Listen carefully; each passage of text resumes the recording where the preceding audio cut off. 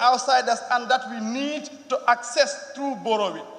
Is this the reality in which we want to move this country? And how guarantee is that the pending that we need, that is the 16.4 billion, will be adequately accessed and utilized? We need to ask ourselves, Honorable Speaker, this question. Honorable Speaker, going forward, we are told by the Honorable Minister that in the 2020 budget estimate, 2.7 billion budget support, that's what we are expecting in 2020. And if I could refer or draw the attention of the Honorable Assembly to page 7 of the Minister's speech, to definitely compare what the Minister is indicating to us and what really happened in 2019. In the first paragraph, we are told, on the fiscal front, budget execution has improved over the past years as compared to previous years. The Ministry of Finance and Economic Affairs has implemented strong budget execution guidelines for 2019, which has helped in maximizing budgetary reallocation and agreement, and in turn, improve ministries' compliance to spend within their envelope. As of end 2018, net domestic borrowing was less than 3.4 billion, which is approximately 4% of the normal GDP. Honorable members, the last sentence of that paragraph, I am not definitely satisfied with the statement. This Honorable Assembly cannot be informed in a way that you have to bring in words approximately, less than, above. We need exact figures of what exactly is happening so that if we are doing our oversight, we will know what actually we need to hold the person responsible accountable. But if you are telling me less than 3.4 billion, what exactly are you telling me? I might not know. I can give any figure of mind. We need the exact number. Going forward, Honorable Speaker, however, the Minister, according to him, the non-realization of our NDB targets of 1% of the GDP was primarily as a result of the non-disbursement of budget support from our development partners. Although a total of 3.4 billion was factored as budget support, only the EU component of 25 million euro was received, and critically, this was received in 2019 instead 2018. Tell me, Honorable Minister, you already indicate to us that obviously the country lost 3.4 billion as a budget support. And this year also you are telling us at least we are expecting 2.7 billion as a budget support without clear and comprehensive explanation to indicate to us that these are the reasons why we cannot access this budget support from our development partners.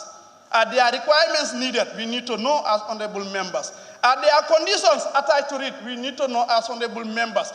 What correspondence, what are actually their message or their written document that they have submitted to you, indicating to you that this is something that we cannot actually deliver? We need to know what actually is happening. And if that is the case, for the 2.7 billion that we are also expecting, because we have already experienced something in 2019 and 2018, the same thing might happen, no one knows. Honorable Minister, could you tell us, because it's very important, because we also somehow rely on the budget support as a developing country. In the event that we cannot access this 2.7 billion, is there any other plans to generate this money in order to accomplish what is definitely indicated in the budget? Because it happens in 2019, there is no option B. What can we do now? No option B to ensure that the way it was planned, it is properly utilized in that nature. And now here we are, we need option B. If you have this in document, the Honorable Assembly will be pleased to receive that document and better understand. In the event that we cannot receive anything like such, then we will start working under that process and take that approach. Honorable Minister. Honorable Speaker, going forward, the Honorable Minister again informed the Honorable Assembly from the budget that the government is also expecting to raise 620 billion from the sale of government assets. Very interesting. Yes, we can sell government assets. But I am requesting this from the Honorable Minister, Honorable Speaker, that we will definitely know what are these assets we are referring to. One, the location of these assets we are referring to. Two, maybe the price that we are actually expecting from each of these assets we are referring to. And is there a possibility that the said amount we will be able to generate the said amount from the assets that you think that we might generate this money? It's very important. Because the moment it fails, the National Assembly will not know where to stand to ensure that we access this money we are talking about. We need to know, Honorable Minister. Honorable Speaker, going forward, you see, we are a developing country, and of course we have partners all over the world. As a National Assembly member, and as this August Assembly stand to better see the country moving in a right direction, we are also part of certain protocols, instruments ratified. We belong to certain things that we are obliged to do whatsoever. So therefore, we need our commitment. Is there actually any commitment to some of these instruments that we have ratified? It is very important. Honorable Minister, tell us if definitely we are committing ourselves to meet some of these protocols. There are certain declarations that are made, and Gambia is a party to some of those declarations. For instance, the Maputo Declaration on Agriculture and Natural Resources, 10%. Are we committing ourselves to meet that protocol, that declaration? Because in as much as I understand from the budget estimate, we only have 6.91% under agriculture. So ultimately, we are not meeting that declaration in any way. The second one, Abuja Declaration on Health, 15%. We only have 5.96%. We have Dakar Compact PRSP commitment on education, 20%. So these are some of the declarations that we have. And the Gambia committed itself to say, we will do everything possible to ensure that we meet some of these commitments. But still, since these ratifications were made, or since we form part of those international bodies, still we cannot meet some of these declarations we are talking about, Honorable Speaker. So it's very important. Moving forward, Honorable Speaker, Ministry of Youth and Sport. Last year, I could remember, as a young somebody, in fact, I will say as the youngest person here, I cannot, whenever, speak in this National Assembly without addressing or talking about the issue of the young people. I could remember raising the issue last year, and I was told by the minister that the young people, the programs or the activities in which they are engaged are in different ministries. For instance, if they are to engage in the agricultural sector, that will be under the agricultural ministry. Some of these things are happening. But tell me, the Ministry of Youth and Sport, they have less than 1% of the budget. So is this the way how we want to continue treating our young people in this country? Do not tell me we are relying on donor partners to ensure that our young people are engaged into productive sector of the economy. We cannot continue relying on the outsiders to see our young people realize their potential.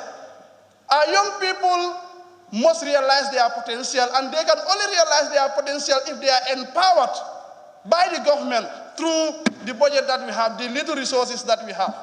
Let us be innovative and know what are some of the areas we need to embark our young people so that they can also realize their potential. But in as much as we are relying on donors, they might fail us, one. Two, they might also come with their conditions that are not favorable to our young people. Suddenly, they might leave the job. So these are some of the things that we must consider. The people of the Gambia must be able to define the way and the manner in which they want to treat our young people, the way they want to engage our young people. Because we know the problem more than our donor partners. They do come with their policy programs and whatever condition, and we tend to think that we are helping our young people. Accepting those conditions on behalf of the young people is not really helping. So I cannot definitely approve. My position is, in as much as the young people are concerned, I cannot approve that budget line when it cannot at least reach 1% of the budget. I cannot. And if you get to committee stage, my vote will be counted no. Honorable Speaker. The other point, Honorable Minister, the Honorable Assembly members are here. We talked about, in a caucus, the Honorable Minister will recall, there is this devolved initiative that we want to come up with, that is the Constituency Development Fund. I was made to understand, Honorable Minister, that this is something that was captured by the National Assembly Authority in their submission to your ministry during the bilateral or whatever time they call it there. And in any way, this was deliberately eliminated from the budget, unless I am informed by the minister where did they add this initiative we are talking about. The National Assembly is very concerned. The National Assembly members here are very concerned with the CDF we are talking about. We went to the extent in which we engaged the minister for us to embark on a study tour to know how other countries are doing this, implementing this in their country. So I, as an individual, I was with the belief that there is something that will be inculcated in the budget, but nowhere to be found in the budget. So meaning all the efforts, there was an ad hoc committee, and I am the vice chair of that committee.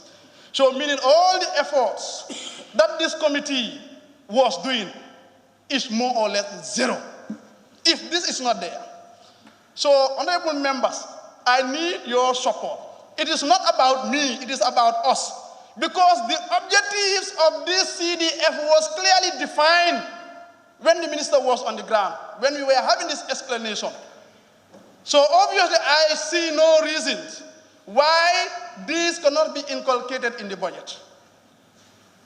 Please do not tell me that obviously we are yet to embark on the study tour, that is why it cannot be incorporated in the budget. Yes, we can have it in the budget. From there we embark on the study tour and start the implementation. That can be done, honorable members. So let us have it at the committee stage.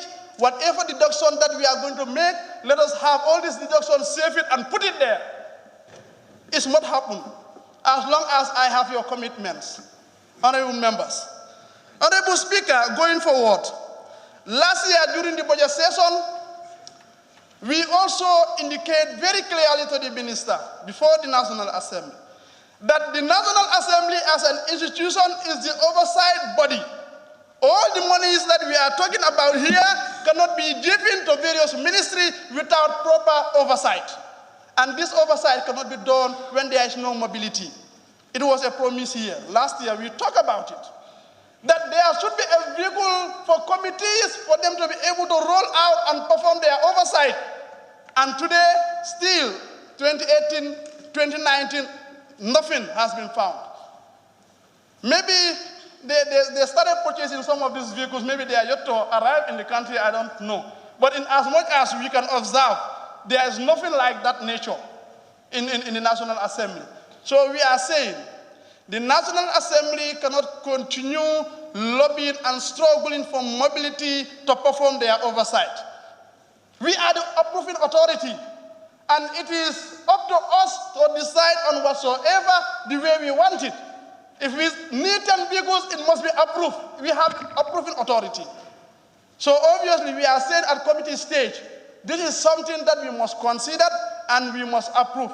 whether 1 or 2 vehicles must be provided for the National Assembly so that they can be able to perform their oversight. Honorable Speaker. And finally, I have issue with these advisors to the President. Every issue that arises in the country, appoint new advisor to the President. If there is any minor issue, they will say, let's appoint a new advisor. He will better advise the President. The number of advisors that are appointed to advise the President on whatsoever is enough. And I think we will even start reducing some of them if we get to committee stage. We cannot continue having all these advisors at the office of the President. It's not possible. On what? We are talking about policy and program to develop our country. You are advising the President on what? Tell us. And who are these advisors? You found anyone on the street, you appoint that person as an advisor because that person was supporting you politically? So you found the person anywhere, whether educated or not, you appoint the person, whether the person is advising you correctly or not, you still left the individual there. Consuming our money, the taxpayers' money we are talking about here, Honorable Speaker. We cannot continue seeing this number of advisors to the office of the President. It is the ultimate responsibility of the National Assembly members to decide whether we have to maintain all these advisors to be absorbing the taxpayers' money or not. If we said no to it, it will not happen. And nothing absolutely can be done. So we need to unanimously agree onto some of these things, to eliminate some of these things, and better utilize the taxpayers' money into the productive sector of the economy. Thank you very much, Honorable Speaker. Thank you. Thank you, honorable members. I stand to be corrected, but it's nearly 3:15 by my watch. So maybe we can take an hour's break, go for lunch and prayers, and come back at 4:15. I think we should be able to do it today and roll it over tomorrow morning, I'm sure. So, yes, so that by tomorrow we finish early and then committees can conclude whatever meetings they have outstanding. So I'm just suggesting we take a break, we suspend the sittings for an hour, come back at 4:15. Agreeable? Yeah, thank you. So the House stands suspended till 4:15. Thank you.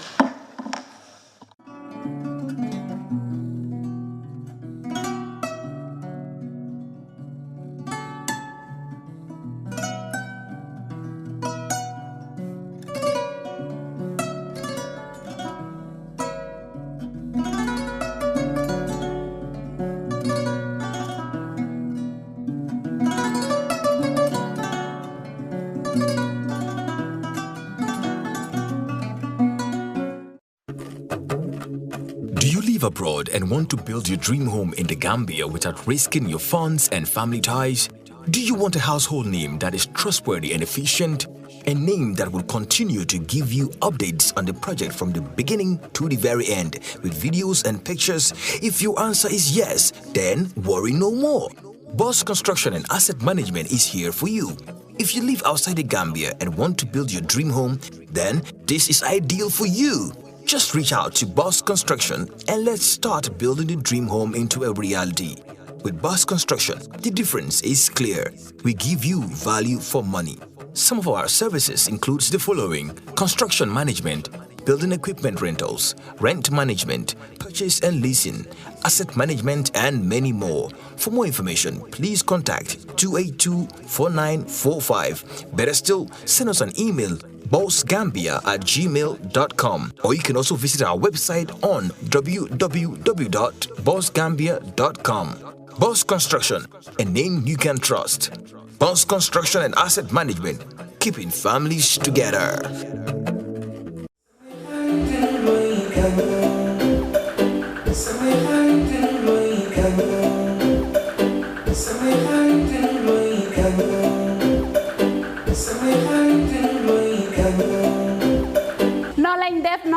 No lañ def ñooy ñëw ak yéen rek Skincare Plus nara jàkkaarloo ak yéen waxtaan ak yéen tuuti rek si suñu tube suñu baax emuñ rek ci ay diw waaye comme ni ngeen ko xamee rek dañoo yëngu ci ay tube te yënguwuñ nag si just any tube suñ tube bu nekk 5 star jas na la 5-star jasna mooy jasna bi gën a pire moom la ñoo cuub palmaan bi gën a foor moom la ñoo liggéeyee ñun rek si cuub dara du doy day des not only dañoo cuub but bu la neexee ñu cuubal la ba pare nag ñawal la.